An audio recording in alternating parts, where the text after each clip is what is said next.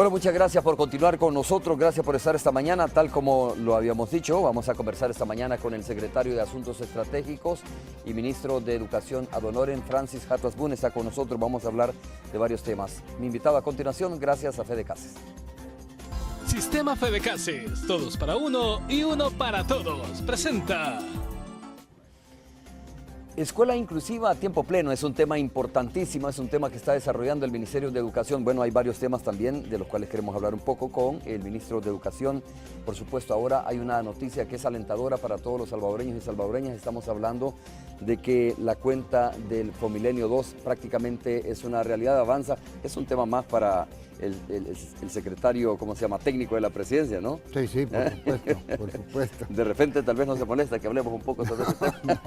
No. Ahí Mira, hay un pero componente. el tema fuerte, ministro, con usted obviamente es este tema de escuelas inclusivas, ¿no? Vamos a hablar también, quiero conocer su opinión sobre lo que ha dicho el presidente recientemente. Dijo que puede ser y ve bien probable que los jóvenes que son miembros de pandillas, pero que no tienen conflicto con la ley en este momento, sí podrían trabajar también en el programa de apoyo temporal al ingreso conocido como PATI.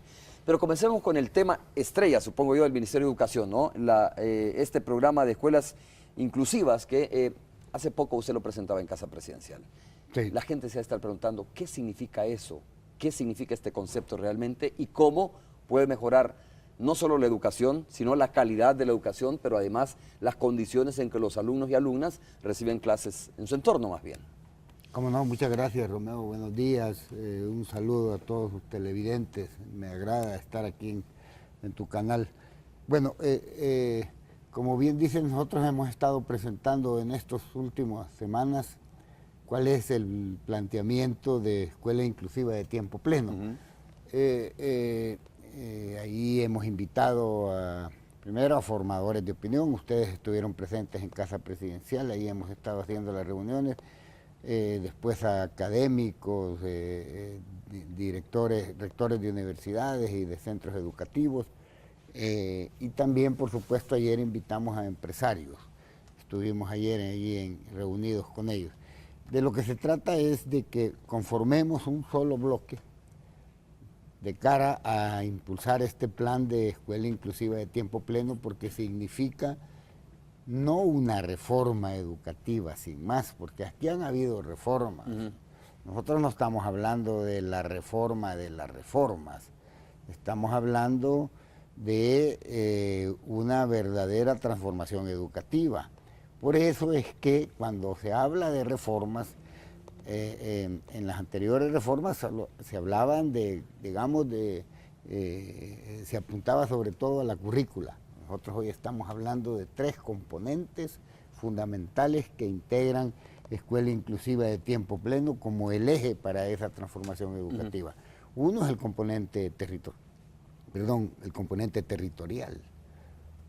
Que esto, bueno, nosotros no podemos concebir el trabajo educativo sin la incorporación decidida y directa de la comunidad, pero de la comunidad de manera efectiva, concreta y directa. Por eso es que decimos el componente territorial de escuela inclusiva de tiempo pleno tiene que incluir a la comunidad, entre otras cosas, porque cuando hablamos de tiempo pleno no estamos hablando de un tiempo alargado o de un tiempo extendido. Estamos hablando de un tiempo cualitativo, pero también cuantitativo, que estén los estudiantes y las estudiantes más tiempo en el centro escolar o en los entornos del centro escolar, quiere decir que estén cualitativamente preparándose de tal manera que pueda eso integrarse en el proceso de su educación. O sea, pasarían más tiempo en las escuelas, pero también no es solo alargarlo como tal, como tú decías. No solo es alargarlo, y ahí tienen que participar padres, miembros de la comunidad, tienen que participar líderes comunitarios. Fíjate, por ejemplo, a mí cada vez que voy a Tacuba me sorprende muchísimo porque a pesar de ser uno de los municipios tipificados como de mayor índice en términos de nutrición y de pobreza, tú encuentras ahí verdaderamente grandes artistas, sobre todo pintores. Siempre que voy me regalan unos cuadros buenísimos. Entonces, ¿qué pasa? Son gente que está trabajando con una concepción que se refiere a que el tiempo hay que utilizarlo de manera cualitativa. Porque mira, yo te voy a decir una cosa con bastante sinceridad. A mí esto de nuestro modelo educativo, yo creo que hay que transformarlo severamente, muy severamente. Sobre todo porque, mira, hay expresiones muy claras. Fíjate tú, por ejemplo, nuestro sistema evaluativo. El componente evaluativo del sistema de educación de El Salvador, fíjate, a mí cada vez que lo pienso y que lo veo y que lo analizo, estoy cada vez más convencido de que hay que modificarlo. La famosa PAES. No solo la famosa PAES, la famosa PAES es un componente del sistema evaluativo nuestro. Nuestro sistema evaluativo está condicionado al tipo de trabajo que hacemos en todo el proceso educativo. Yo siempre he dicho, el aula no solo es una cárcel, sino es una expresión de la mediocridad educativa. Hay que ir más allá del aula. Y por lo tanto, ¿qué evalúa nuestro modelo evaluativo? ¿Qué evalúa nuestro componente evaluativo del modelo, educativo del país? Lo que evalúa es generalmente tu trabajo en el aula. Pero dime tú, si en realidad nosotros estamos creando liderazgos. Estamos creando liderazgos. Nosotros estamos creando gente con iniciativa. Claro, de ninguna manera. Estamos creando gente con capacidad para resolver problemas. Estamos creando gente con capacidad para insertarse efectivamente al desarrollo y planificar ese desarrollo. Y entonces, antes que me des tú la respuesta, ¿qué tipo de ciudadanos estamos creando con el modelo que tenemos ahora? Claro, lo que pasa es que a veces estamos con nuestro modelo creando ciudadanos pasivos, poco transformadores, ciudadanos alejados un poco de su realidad. Una persona apáticos de alguna manera, ¿no? A la realidad salvadoreña. Mi director ejecutivo de Escuela Inclusiva de Tiempo Pleno dice, voy al Bajo Lempa y resulta que llego al Bajo Lempa en donde hay inundaciones y los jóvenes en los centros escolares no les enseñan cómo responder ante las inundaciones. Entonces es un poco esquizofrénico. Estamos alejados de la realidad y del entorno particular de esa región. Entonces, ¿qué es esto? Por eso digo, cuando estamos hablando de escuela inclusiva de tiempo pleno, el primer aspecto fundamental es el componente territorial.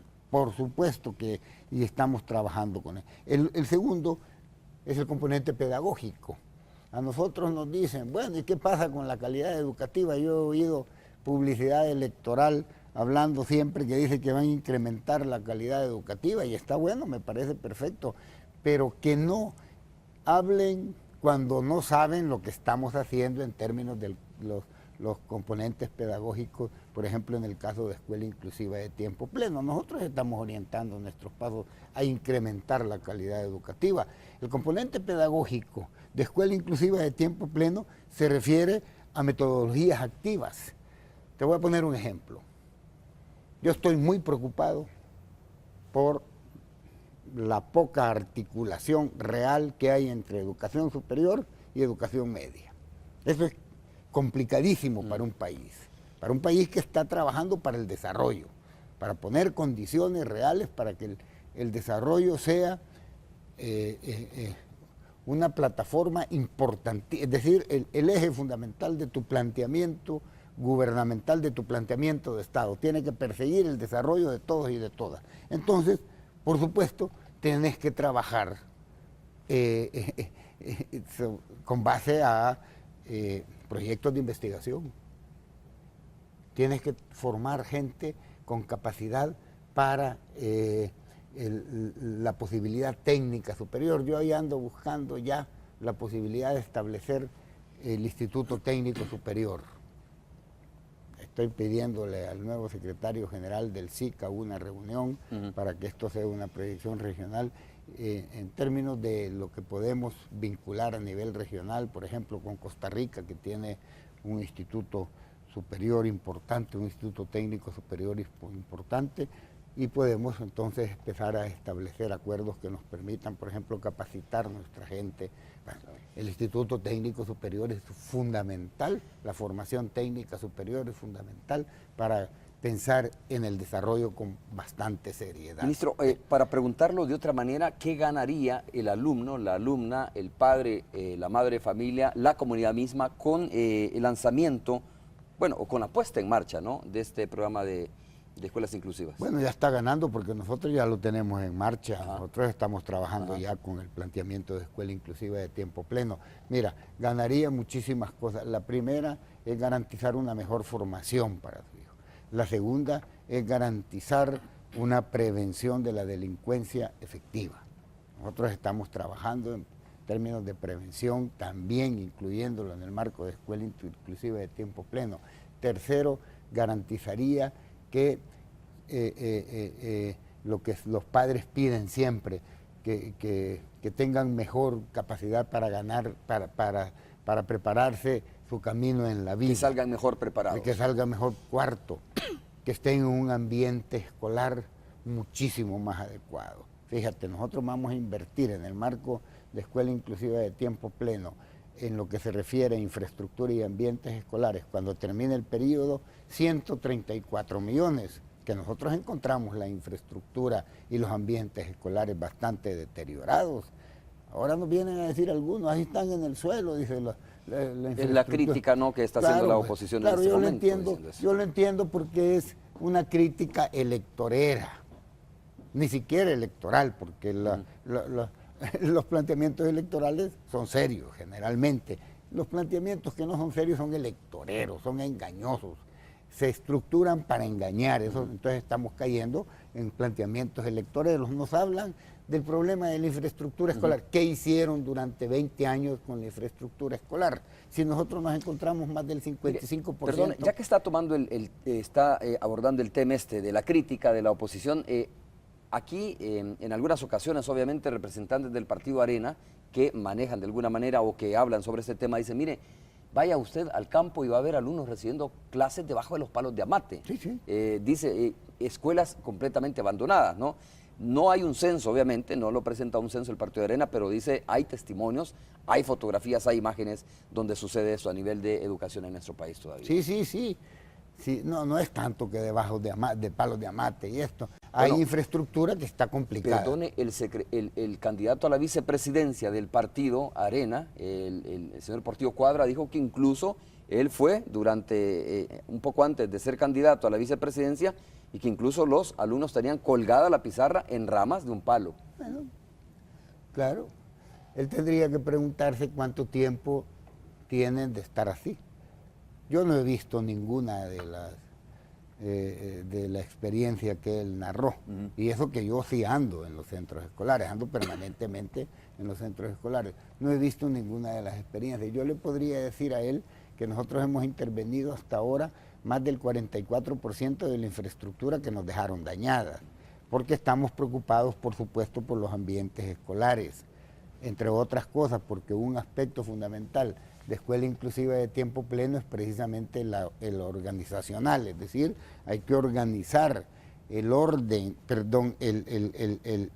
infraestructura escolar a partir de lo que nosotros necesitamos en nuestro concepto educativo, no es al revés. Yo no puedo construir una infraestructura si no tengo un concepto educativo. ¿Cómo es? ¿De qué tipo de infraestructura necesito? Entonces estamos hablando de los centros integrados, es decir, de centros que tú puedes tener 7 o 8 centros escolares en una zona, tú tienes que integrarlos. Como microrregiones, más o menos. Como microrregiones tienes que integrarlos porque entonces, fíjate lo que ganas.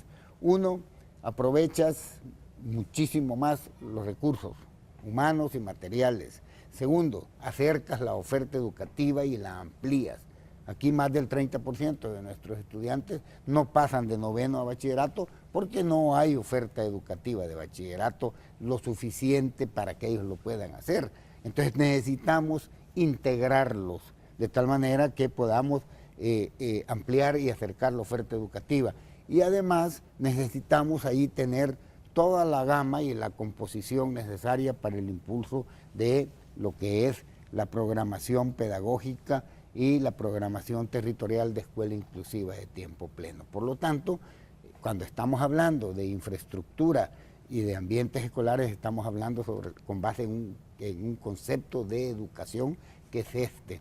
Entonces, ¿qué nos dejaron? Bueno, nos dejaron una infraestructura educativa. Ellos nos dicen por qué no la mejoraron, qué hicieron el dinero. Muchos dineros se han tirado a saber dónde están. ¿Y por qué no los invirtieron ahí? ¿Por qué no la mejoraron? Ahora, claro, como te digo, yo lo entiendo porque están en campaña electoral, pero ahora vienen a hablar de eso. Si nosotros nos encontramos yo cuando empecé a salir al terreno, y a mí me decía el vicepresidente cuando era ministro de Educación, el profesor Sánchez Serén, bueno, si hay que mejorar, me decía, vamos viendo la infraestructura escolar, y claro, es una de nuestras preocupaciones, porque cuando tú le preguntas a los padres, Romeo, a los padres y a las madres de familia, ¿qué es para usted, en primer lugar, calidad educativa? ¿Sabes qué te dicen? Que mis hijos estén en un buen ambiente escolar. Eso te lo dicen con bastante naturalidad. Entonces nosotros tenemos que buscar responder a eso con los recursos pocos que tenemos. Una de las orientaciones fundamentales de esos recursos es para los ambientes escolares, pero además tienen razón los padres, tiene que ver mucho con la calidad educativa. Claro. Y lo mismo la formación de los maestros, es fundamental. Nosotros estamos preocupados por la formación superior de los maestros. Yo ahí estoy viendo que necesitamos firmar el convenio con la Universidad Nacional para la formación superior de los maestros. Cuesta dinero. Nosotros tenemos pocos recursos. Ahí hicimos un estudio junto con la UNICEF y otra fundación para ver cuánto es en realidad lo que se debe orientar como presupuesto para la educación, y estamos hablando del 6% del PIB, por lo menos. Ministro, bueno, ¿qué significa? Porque yo quiero que expliquemos esto, ¿no? Cuando hablamos del programa de escuela inclusiva de tiempo pleno, los padres pueden entender todo el tiempo en la escuela a los alumnos. Esa es la pregunta, es decir, ¿qué significa de tiempo pleno realmente? ¿O es el concepto del aula más la comunidad? Es el concepto del aula más la comunidad y el concepto que va más allá del aula dentro del centro escolar. Por eso es que estamos hablando de tiempo pleno, pero también que pasan casi todo el día en el centro escolar o haciendo actividades alrededor del centro escolar. De otra manera, ocupados en algo. Claro, en deportes, en arte, en formación para la producción, en cultivos escolares. Y fíjate la importancia que tiene el cultivo escolar. Yo les pregunto a los estudiantes, ¿ustedes saben cómo llega este alimento a su mesa?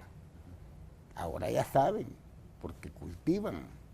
Saben que lleva un esfuerzo, que lleva sudor. Ahí hay un valor, que uno no lo ve, uno come, pero no sabe cómo llega. ¿Me entiendes? Entonces ahí hay cultivos escolares. Ahora estamos tratando de vincular un porcentaje, aunque sea pequeño, de la producción que hacen en los cultivos escolares nuestros estudiantes a la alimentación escolar, por supuesto.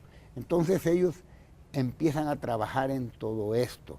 Algunos me dicen, eso no es nuevo, sí, pero ahora tiene otra característica, otra orientación y tiene otro tipo de sustento. Entonces ellos pasan buena parte, tú lo puedes ver, ve a los centros escolares, te encuentras orquestas, grupos de música, te encuentras gente cultivando, es decir, una serie de actividades que se corresponden con la necesidad de trabajar más ampliamente el proceso educativo, que va más allá del aula. Yo te digo, para mí el aula es un poco mediocre. Claro, eso es lo tradicional, ¿no? Del aula a la casa, de la casa al aula, obviamente. Claro, ¿y qué haces en el aula? A veces solo, yo les digo a los maestros, a veces lo que hacemos es que les dictas y ellos copian, y después evalúas eso. Un poco ridículo. Ahora, explíqueme la ventaja de las microrregiones, microregionalizar las escuelas, ¿no? Los centros escolares. Comparten los estudiantes, pongamos un ejemplo, si nos ponemos en Chalatenango, por ejemplo, creo que es importante ilustrarlo para que sirva como entendimiento a nivel nacional cómo funcionarían estas microrregiones, por ejemplo. Correcto. ¿Cuál sería la movilidad, la conexión que tendrían los estudiantes de 6 escuelas, por ejemplo, que se identifiquen en el municipio de Las Vueltas en Chalatenango? Bueno, por ejemplo, tú tienes, como te digo, 6 o 7 centros, no lo sé. Estamos haciendo todo el mapeo, ya se está trabajando, y desde hace rato se está trabajando, y hay algunas experiencias, como te digo, Nueva Granada, Zaragoza, ya se está trabajando, Sonsonate. Bueno, tú los integras. ¿Cómo transportas, por ejemplo, a los estudiantes? Yo he solicitado y tengo algún presupuesto para autobuses. Entonces los integras como te decía antes, en un solo centro. ¿Y qué pasa ahí? Tú ahí concentras los mejores recursos humanos, materiales, amplías el centro. Pero además, muchos de esos centros que están alrededor solo llegan hasta 9º grado. Entonces tú amplías la oferta educativa ya en el centro integrado, lo llevas hasta bachillerato. ¿Entiendes? Fíjate qué importante es eso. Y acercas la oferta educativa. El centro integrado sería como una especie de núcleo, ¿no? Que Sería fue una figura como que se el manejó núcleo. anteriormente. Claro, pero sería como un núcleo. Ajá. Pero ahí tienes, si aquellos llegan hasta 9º grado, bueno, tú amplías, y ahí tienes que ampliar infraestructura, tienes que ampliar la plantilla de profesores, tienes que ampliar todo. Tienes que generar la condición. Tienes que generar las condiciones. ¿Esto estamos hablando de más presupuesto para educación para el próximo año? Además del financiamiento, obviamente, y de los fondos que se necesitan para poner en marcha en sí el programa, viene la sostenibilidad del programa, que es lo más importante, ¿no? Bueno, nosotros por ahorita, con el tema de escuela inclusiva de tiempo pleno, te leo las cifras, tenemos de la USAID, tenemos 25 millones asegurados, después del préstamo del Banco Mundial, 60 millones. Estamos trabajando con Cooperación Italiana, hasta ahora tenemos 3.47 millones, pero estamos trabajando un préstamo de 15 millones de euros. Y después tenemos la contrapartida del gobierno, que es de 10 millones. Estamos hablando para este año de 98.47 millones, casi 100 millones. Y por supuesto estamos también con el tema de la formación en el ámbito del Fomilenio, que tú me preguntabas.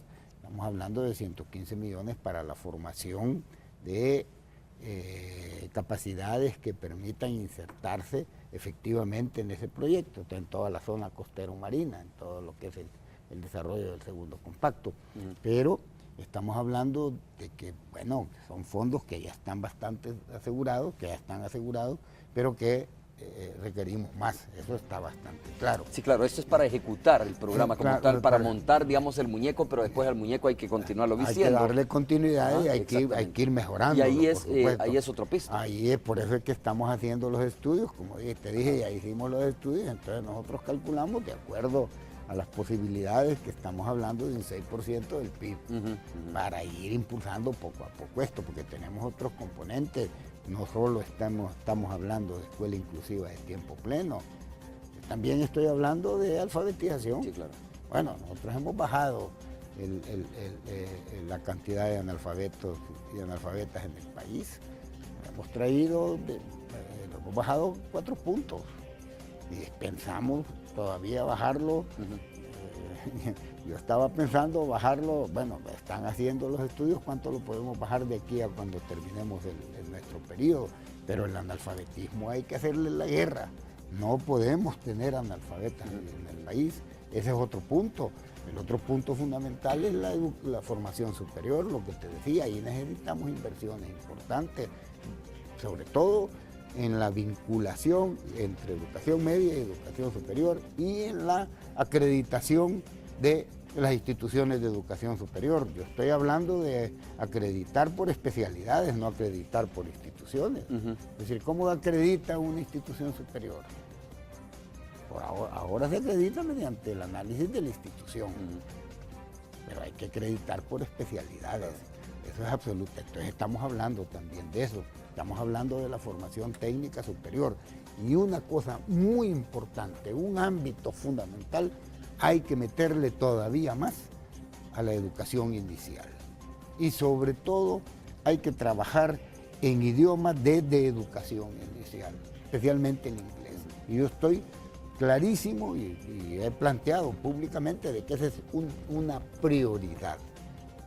Claro, el idioma inglés. Claro, y sobre todo impulsar recursos, meter recursos y capacidades en educación inicial. Eso es clave, Romeo. Muy bien. Si no hacemos eso, estamos complicados. Tan importante es eso, mucho más importante como la educación superior. Vamos a hacer la primera pausa comercial. Hay más tiempo para seguir conversando con el secretario de Asuntos Estratégicos de la Presidencia de la República y ministro de Educación ad honorem. Volvemos.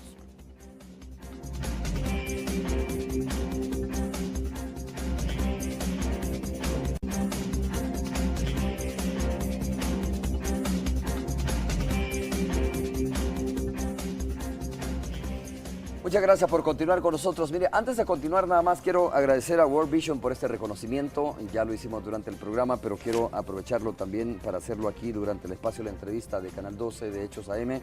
Decirles muchas gracias por este reconocimiento que se lo agenciaron, por supuesto, otros periodistas también ayer en un evento muy especial. Gracias y, por supuesto, nuestro compromiso es continuar trabajando. No lo vamos a hacer por el reconocimiento, lo tenemos que hacer porque es una obligación como periodistas, como servidores sociales, como trabajadores sociales, el incluir en nuestra agenda los temas de niñez, que es lo que motivó precisamente la realización de este evento de World Vision el día de anoche. Muchas gracias. Y estamos hablando precisamente sobre niños y niñas, jóvenes, y estamos hablando de sus derechos, como por ejemplo el tema de la educación. En nuestro país no debe de haber ya niños que se queden fuera de las escuelas, no debe de haber niños que por razones como por ejemplo la inseguridad, que por razones por ejemplo presupuestarias, que por razones de infraestructura o que por razones de proximidad o acercamiento a la iglesia, a las escuelas, se queden fuera, ¿no? Tenemos que luchar porque no haya, tal como dice el ministro de Educación, más personas analfabetas en el país.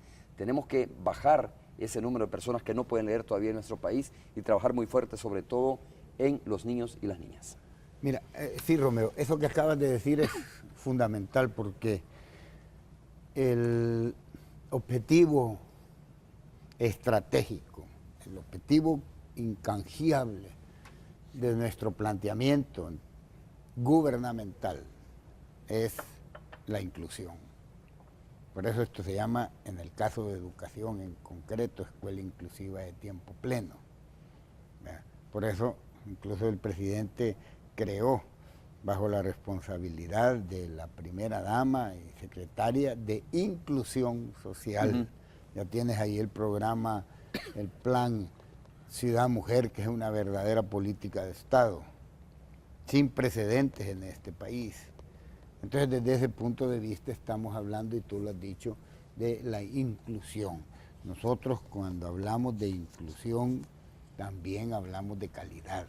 Bueno, te voy a poner un ejemplo que varias veces lo hemos dicho, el tema de los paquetes escolares y de la alimentación escolar. Eso tiene que ver con la dignidad y sobre todo con la inclusión. Algunos quieren hacer esa contraposición negativa entre calidad educativa y paquetes escolares y vasos de leche y alimentación escolar. Nosotros eso en realidad nos parece abominable el plantearlo de esa manera. En primer lugar porque es mentira y en segundo lugar porque no toma ni en cuenta ni la dignidad, no toma en cuenta la inclusión, pero tampoco toma en cuenta la calidad educativa. Y yo ya lo he dicho en otras ocasiones, no es lo mismo que un niño o una niña esté sin comer en el centro escolar y en las actividades educativas, no es lo mismo para su proceso de aprendizaje a que coma, a que tenga comida.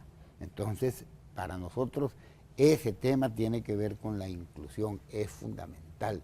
Y fíjate los paquetes escolares, cuánta importancia tienen, porque como decía el presidente, no solo es el uniforme, no representa solo el uniforme. A veces en muchísimos de los casos, es su vestimenta diaria y vestimenta de fin de semana. Entonces nosotros tenemos que partir de una realidad concreta, que es la que no partían los gobiernos anteriores. ¿En dónde estamos? Estamos en un país en donde en realidad hay que superar la pobreza y la desigualdad. Y la pobreza no es normal. Nosotros no podemos partir de un concepto de normalidad de la pobreza para pensar nuestras proyecciones. Tenemos que partir de combatir esa anormalidad que se llama pobreza. Entonces, desde ese punto de vista, lo que tú decías es importante, pero incluso el impacto que produce en la posibilidad de que vayan a la escuela los hijos de los padres y de las madres de familia, cuando tienen la posibilidad de tener los uniformes y tienen la posibilidad de comer en el centro escolar, es muy importante para disminuir la inasistencia y la deserción en el sistema escolar. Bueno, todos estos aspectos de los cuales ya hemos hablado. Pero también me preguntaba de cuáles son las experiencias hasta ahora de escuela inclusiva de tiempo pleno. Nosotros, te leo los datos, tenemos ya la experiencia en Nueva Granada, tenemos la experiencia en Zaragoza, tenemos el centro de Zaragoza, deberían ir a verlo, es muy importante. Tenemos ya la experiencia de trabajo en Sonsonate, estamos trabajando hasta ahora con te leo los datos en concreto para que los tengas claros. Estamos trabajando con 29, las metas para este periodo son 29 municipios con apoyo del Banco Mundial. Para lo que resta del periodo. Estamos hablando de 482 escuelas, 25 municipios de alto riesgo de violencia con apoyo del AID. Estamos hablando de 750 escuelas. Y ahí yo quiero informar, yo le pedí a la embajadora de los Estados Unidos, a la señora Mari Carmen Aponte, un apoyo para que nos permitan traer 2 o 3 de los planificadores de la experiencia del Bronx en Nueva York sobre escuelas modélicas en el ámbito de un territorio un poco complicado, y entonces que nos vengan a planificar la posibilidad de la instalación de este tipo de centros en lugares específicos de mayor recurrencia delincuencial. Me dijo que sí, que me lo iba a tramitar, me avisó el otro día que ya estarían, bueno, que habría una reunión, tendríamos una reunión, y yo voy a ver ese asunto, y por lo tanto estamos hablando del apoyo también para ese tipo de centros y de 25 municipios de alto riesgo de violencia con apoyo de la AID, de 750 escuelas. Estamos 2.000 escuelas trabajando en redes, calidad de información, 60 escuelas en 50 municipios con el apoyo de la cooperación italiana, 646 escuelas en 75 municipios de la franja costera con el apoyo del Fomilenio, lo que te estaba diciendo. Estamos hablando al final de 1.365 centros escolares en 57 municipios como meta que tenemos antes de terminar el periodo. ¿De acuerdo? Okay. Ahora estamos trabajando con 145 centros escolares en este momento en 52 municipios. Ministro, una pregunta importante, ¿no? Se supone que esto que ustedes dejarían planteados al finalizar esta administración no debería tener retroceso. Ahora me quiero referir porque son más de 1.000 centros educativos que usted dice, mire, que van a estar integrados ya a este programa de escuela inclusiva de tiempo pleno pues obviamente dentro de todo este marco también conocemos los otros programas sociales que se están desarrollando, que benefician a los niños y niñas, que benefician a los centros escolares. Y me recuerdo que el presidente de la República decía recientemente que sería importante, que era importante, que incluso se estaba ya preparando un anteproyecto de ley para llevarlo a la Asamblea Legislativa, para que estos programas se convirtieran en ley de la República más bien, que no quedara voluntad de cualquiera o cualquier gobierno que llegue en las elecciones del año 2014, que no quedara su voluntad si los continúa ejecutando o no los continúa ejecutando, y por lo tanto, digo, planteó esa posibilidad el presidente. La pregunta es, ¿esto continúa firme realmente esta decisión del presidente? Esa es una pregunta muy importante, Romeo, sumamente importante. Por eso es que se han hecho ya lo que decía el presidente, bueno, que esto quede establecido como ley. Ya hemos presentado, como sabes, para el tema de los paquetes escolares y del vaso de leche, establecido como ley, pero el presidente estaba hablando de lo que se refiere a los proyectos, a todos los proyectos que corresponden al plan social. Eso está claro. Pero a la vez hay que llevar a cabo una serie de actividades, por ejemplo esta que tú asististe, de tal manera que sea la gente la que vaya conociendo de qué se trata este asunto y lo asuma. En este caso, concreto son sectores que Bueno, son sectores focalizados, como el caso de los formadores de opinión. Ayer estuvimos, como te decía, con los empresarios, pero también nosotros les estamos explicando todo esto a los padres de familia en los centros escolares, de tal manera que ellos le den continuidad. No solo depende de las autoridades del gobierno, hay que defender la continuidad de estos procesos, porque son procesos que deben convertirse en políticas de Estado. Esa es una de las características fundamentales de una política de Estado, que no tenga reversión. ¿Y cuando no tiene reversión? ¿Cuándo no se revierte? Cuando es asumida como beneficiosa y necesaria para el desarrollo. ¿Quién lo asume eso? Lo asume la población, la gente. Ellos tienen que garantizar la continuidad de estos procesos. Y nosotros les decimos, garanticen la continuidad de estos procesos, que no dependan de resultados electorales. Eso no quiere decir que no se puedan mejorar o no puedan cambiar algunos componentes, pero estamos hacer hablando... algunas reformas que son necesarias. Por eso es que la estamos discutiendo, Romeo. Por eso es que tú la viste el otro día y decíamos, ¿en qué consiste esto, esto y esto? ¿Qué opinan ustedes? Y ustedes opinaron. Nos decían, bueno, creo que hay que mejorar en esto, hay que cambiar esto. De tal manera que nosotros no estamos preocupados por justificar un planteamiento, estamos preocupados por dejarlo bien establecido. Ahora, ¿no se puede tomar esto, secretario, como una camisa de fuerza que se le pone al próximo gobierno que gane las elecciones? No, porque como te digo, se pueden hacer modificaciones, pero cuando la gente la ha asumido como beneficiosa, esto de escuela inclusiva de tiempo pleno, los padres y madres de familia lo ven, pero muy beneficioso. Entonces ellos no lo ven como una camisa de fuerza. Pueden verlo como una camisa de fuerza que se dio un círculo que concentra determinado poder económico. Me refiero presupuestariamente, por ejemplo. Bueno, presupuestariamente ya tiene también los componentes pensados. Nosotros no estamos dejando algo sin un sustento presupuestario.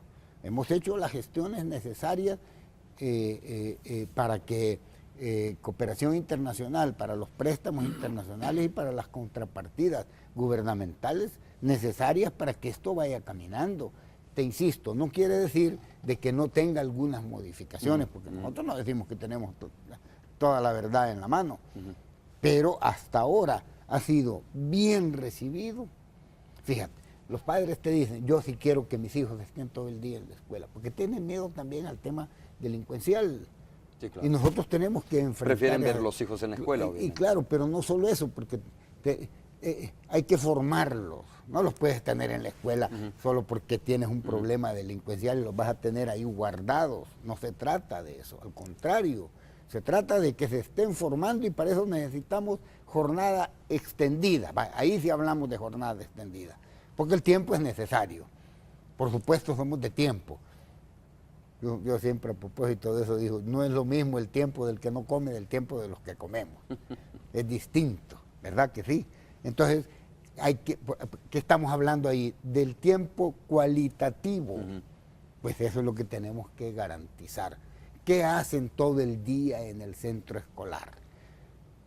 ¿Qué hacen todo el día en el proceso educativo? Esa es la pregunta que ahora, ministro, esto pasa porque el presupuesto asignado a educación realmente suba, ¿no? Por supuesto. Digo, una cosa es lo que usted me está planteando, y lo Claro. entendemos muy bien, de que hay préstamos internacionales, ya usted decía, hay de la cooperación italiana y otros más que pueden estar prestos, digamos, a colaborar para el montaje de este sistema educativo. Pero para la sostenibilidad en el tiempo, pues obviamente tiene que pasar obligatoriamente por asignar más presupuesto al Ministerio de Educación. Tú tienes toda la razón, Romeo, tienes todita la razón. Por eso es que nosotros hicimos ese estudio al que me refiero. Y ahí hay un estudio específico, yo te lo voy a mandar, que establece hacia dónde, cómo y qué cantidad respecto del PIB, qué porcentaje respecto del PIB debe de ser orientado a educación. Estamos hablando del 6% en una cifra concreta. Pero el presupuesto es importante definir, por supuesto, para qué lo vas a ocupar. Claro. ¿Cuál es la opción que tú tomas cuando tienes una cantidad de recursos y dices, bueno, ¿y yo hacia dónde oriento este recurso? tienes que hacer un diagnóstico concreto, científico y honrado de la realidad. Te voy a poner un ejemplo. Cuando nosotros llegamos al gobierno, nos encontramos con un hueco fiscal de un poco más del 6% del PIB. Fíjate, nosotros calculábamos que era del 2 o 3, no, 6%, más del 6%. Eso es muy crítico. Llegábamos con unos planteamientos de hacer muchas cosas y nos encontramos con esa realidad. Segundo, con una crisis económica mundial complicadísima, ¿te acuerdas?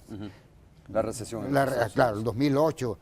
Bueno, nos encontramos con esa crisis y encima nos encontramos con decrecimiento económico. Estábamos decreciendo en este país. Eso que los economistas llaman crecimiento negativo, que no sé por qué dicen crecimiento negativo. El crecimiento es crecimiento, el crecimiento negativo, claro, es decrecimiento. O es A o B, ¿no? Claro, es A o B, o hay estancamiento. ¿Y qué dijo?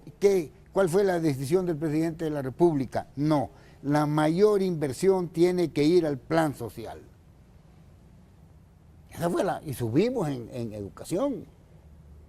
Claro, se subió. Vale, entonces, ¿qué pasa? Esa es una opción, esa es una decisión política, humana.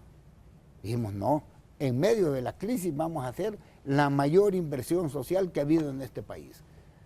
Y se está haciendo. Y fíjate, en crisis. Entonces ahí surgió el tema de los títulos de propiedad, el vaso de leche, los uniformes, Ciudad Mujer. Todo eso, ¿de dónde sale? De una opción política, de una opción comprometida con el país. Y por supuesto, orientar recursos para generar crecimiento, para generar riqueza. Ministro, en una pregunta sencilla, poniéndome en los zapatos, digamos, de alguien que es crítico, digamos, o que quiere escudriñar los otros ángulos de esto. En una pregunta sencilla le diría, bueno, a ver, ¿y de dónde se va a quitar para darle el 6% a educación? En un país donde la situación fiscal es más complicada, en un país donde donde pocos que tienen mucho no están dispuestos a colaborar, no están dispuestos a pagar más, ¿no? No, claro, por supuesto. Nosotros creemos que hay que generar crecimiento, hay que generar riqueza, pero también, fíjate, nosotros tenemos que generar acuerdos. Nosotros somos un gobierno que ha establecido condiciones a pesar de todo lo que dicen. Esto es muy interesante. Y si me permites, un momento lo desarrollo. A pesar de todo lo que dicen, nosotros somos el gobierno que más condiciones ha puesto para la generación de acuerdos permanentes. A pesar de todo lo que dicen. Y claro, por eso es que hay conflicto. Porque nosotros, ¿qué tipo de acuerdo queremos generar? Acuerdos que nos permitan garantizar que se supere la situación de injusticia que vive el país. ¿Y cómo no se va a presentar conflictos si hay algunos que no tienen mayor sensibilidad frente a esa situación de injusticia? Tú mira la concentración del ingreso. Como decía Yacurí, es pecaminosa. Es pecaminosa, ese es un pecado estructural, decía. Por eso es lo que tú te refieres, tienes razón. Entonces nosotros decimos, tenemos que ponernos de acuerdo para garantizar que superemos esa situación. Ahí hay conflicto. ¿Cómo no va a haber conflicto cuando tú dices, yo no me voy a sentar a negociar para tomarme una taza de café? Yo me siento a negociar para ver cómo cambiamos determinadas realidades juntos. ¿Qué fue la negociación del conflicto armado en este país? Es conflictiva. Pero necesitábamos superarla. Pero habían intereses que decían que no. Y no habían posiciones guerreristas ahí, pues. Y entonces, ¿por qué? ¿Por qué esas posiciones? ¿Qué defendían esas posiciones? Un modelo que venía demostrando que era represivo, injusto. Si nosotros no trabajábamos por mantener un modelo represivo, injusto. O que alguien nos diga si por eso trabajábamos. Ahora, ¿no? es como una reacción normal a la ruptura del status quo. Claro, entonces tenemos que ponernos de acuerdo. Por eso, mira, yo siempre he dicho, en esa primera política de Estado que se generó en la historia del país, que se llaman los acuerdos de paz, ¿cuál fue el eje, aunque no se explicita en el texto de los acuerdos? Pero ¿cuál es el eje que atraviesa todos los acuerdos? El que tú te comprometías que en adelante ibas a gobernar con base a la concertación y a la negociación permanente. Y entonces tienes que poner los mecanismos para garantizar que haya negociación permanente, que haya concertación para que el país camine. Porque la gran pregunta, como yo decía ayer en la reunión con los empresarios, es ¿y qué queremos hacer con el país? Hay que responderla. Y sobre todo los que tienen más poder.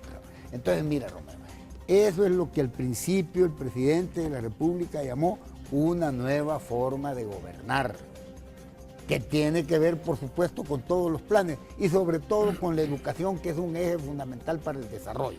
Muy bien, vamos a hacer la pausa comercial correspondiente. Mire, yo sí le voy a leer este Twitter, ¿por qué no?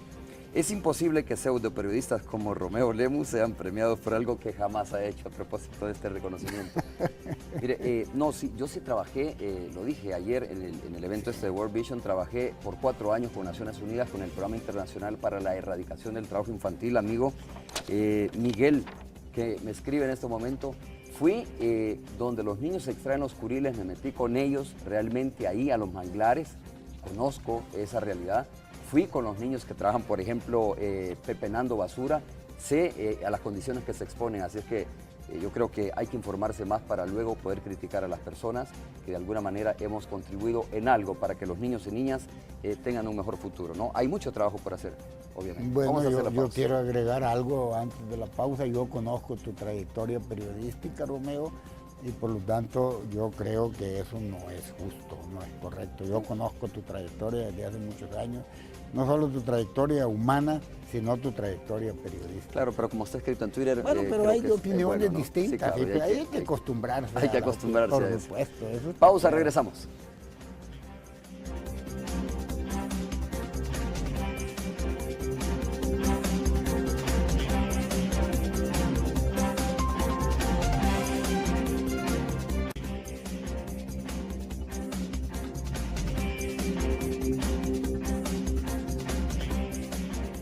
Muy bien, vamos a conocer algunos de sus comentarios, de sus opiniones a través de las redes sociales. En Twitter dice, muchos jóvenes que no tienen acceso a estudios superiores y además no hay fuentes de trabajo, ¿de qué vamos a vivir? Pregunta Juventud en línea, acá en el Twitter. Geo Durán, me parece excelente este nuevo sistema de educación, pero ¿qué pasará si hay cambios de gobierno? Muchos docentes faltan a dicha escuela justificándose que van a capacitaciones y la responsabilidad es de los alumnos, dice el ministro de Educación. Le ruego que investigue la corrupción en la escuela Fabio Morán de las Chinamas en Ahuachapán. Es lo que está pidiendo Carlos R. Mar 5 acá a través del Twitter. Pero también en Facebook, tenemos una cantidad, muy buena cantidad de comentarios, Romeo. Rápidamente los comparto al aire. Por ejemplo, acá... Juan Francisco López dice, ¿qué asunto estratégico es el aumento de empleos y el cese de la delincuencia? Pregunta. También acá, ¿por qué no quiere decir el monto de los gastos de campaña de publicidad? Que me menciona los beneficios concretos que trae a la población ese gasto de publicidad, cuando el presidente, siendo candidato, dijo que habla de un gobierno con sus obras y no con gastos de publicidad, asegura Gilberto Calderón. También de Odanes dice que de una canasta básica, becas de estudio, pagos de maestros, viáticos de comida, uniformes de seguridad dentro. También hace el comentario acá. Bueno, igual, Romeo, también preguntábamos acá en el Facebook que cuál era la calificación o cómo consideraban o qué consideraban, cuál era lo que consideraban que ha sido el principal logro del Ministerio de Educación. Y, por ejemplo, Caleb dice la entrega gratuita de uniformes completos y los útiles escolares muy excelentes. Verónica Alas dice logros ninguno. Osvaldo Chacón, hasta hoy ninguno. Luis Fuser dice pues ninguno. Roberto Salazar, útiles y uniformes gratuitos más 0 escolaridad. La entrega de útiles y zapatos, el que diga lo contrario es de la oposición, asegura José Luis Sánchez Alfaro. El cambio de ministro, aunque este otro pues no ha hecho nada, asegura James Andrade. Esto también dice dejar que los mareros entren a ellas por orden de los jueces, dice Deodanes. Creo que un logro significativo es que hay más estudiantes en las escuelas, aparte de la ayuda con los uniformes, zapatos y útiles escolares. Lamentablemente esta ayuda a veces no llega a tiempo, asegura Norma Barrera. El último, Romeo, de los muchísimos que tenemos. Comentarios acá, regreso contigo. Muchas gracias. Sumo uno rápido. Mire, al ministro, por favor, Romeo, ¿podrías decirle que investigue la corrupción en la escuela Fabio Morán, Las Chinamas, Aguachapán? Los docentes no llegan, dice.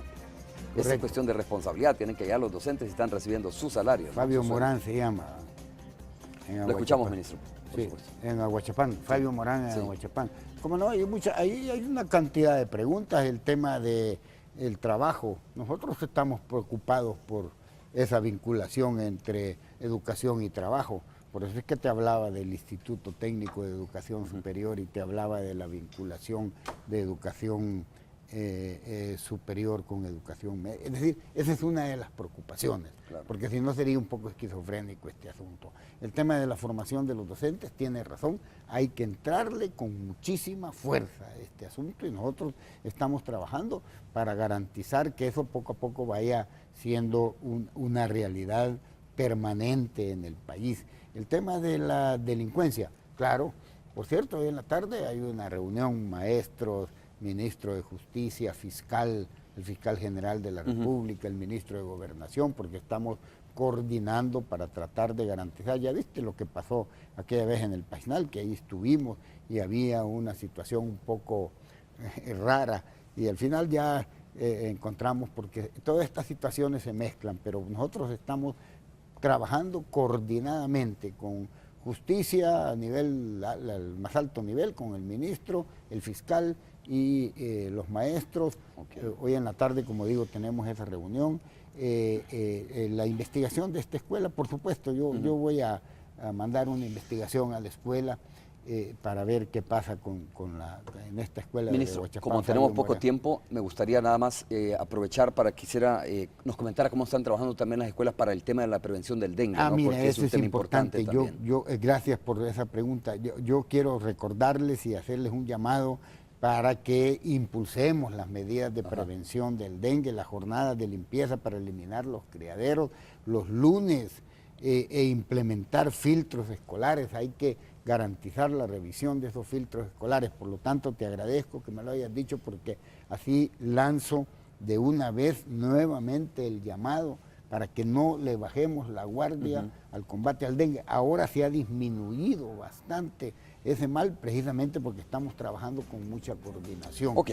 Y al final quiero nuevamente felicitarte por el merecido reconocimiento que te han dado como periodista. No comparto lo que te mandan a decir, así es que... Bueno, solo una persona, ¿no? De tantos que de verdad pues me han enviado las felicitaciones, a quienes agradezco. Una persona pues obviamente no está de acuerdo y tiene todo el derecho a disentir. Claro, si no hubiesen desacuerdos no tendría gracia este asunto. A lo mejor es una persona pues obviamente que no reconoce fácilmente, digamos, algunos logros, o probablemente desconoce quizás la trayectoria o el humilde aporte que uno puede hacer en este tema. Perfecto. Gracias, ministro, muchas gracias por haber estado con nosotros. Un gusto haber conversado con usted. Va para Estados Unidos, ¿no? Hoy en vacaciones. No, tengo que entrevistarme con algunos. Digo, pero usted cabildea temas a nivel internacional, ¿a eso me refería? No, en este caso es un tema de educación, porque quiero ver esto de las escuelas del Bronx, que le he pedido a la embajadora de los Estados Unidos para ver si nos dan esos planificadores, porque quiero implementar ese tema. Bueno, suerte, gracias. Vamos a hacer una breve pausa, regresamos. Muchas gracias. Sistema Fedecases, todos para uno.